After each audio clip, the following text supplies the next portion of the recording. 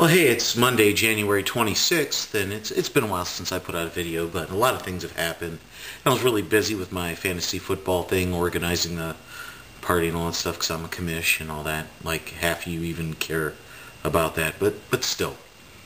The biggest thing I wanted that really got to me was this happened in Texas, in Dallas, Texas. There was a girls' high school basketball game, and the final score was 100-0. And when I think of that, it's disturbing. The Covenant High School, which is a private Christian school, their coach, Micah Grimes, he kept the full court press on the whole time. You won 100-0. At what point was the game not in hand? At what point were you like, wow, they might make a comeback?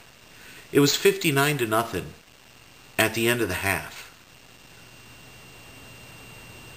In the third quarter, his girls were still shooting three-pointers in the game. The school that they played, Dallas Academy, is it's for kids with learning disabilities. It could be as minor as just ADD or ADHD or something of that nature, or it could be a little more severe than that. You know, those range. There was 20 girls total in the whole academy, and 8 of them were on the basketball team. This team had not won a game in over 4 years. They were over. You know, they could have been 0-100. And losing by 30 or 40, these girls still come out and they play. But the Covenant school, Micah Grimes, their coach, kept those girls in a full court press the whole time. They're making steals, doing layups in the third quarter. It was 88-0 at the end of the third, which means they still scored 12 points after that. 88 wasn't enough. What was worse is the parents were cheering this on in the stands.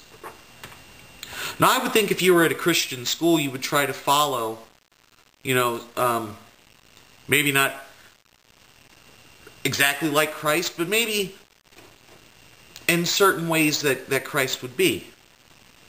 You know, to have humility, to say, hey, we're better than this team. We can beat this team. But let's back off a little bit and let them have a shot. Let them get a layup. Let them do something. Give them a sense of pride instead of stepping on their throat and ripping it out. You know, instead of humiliating,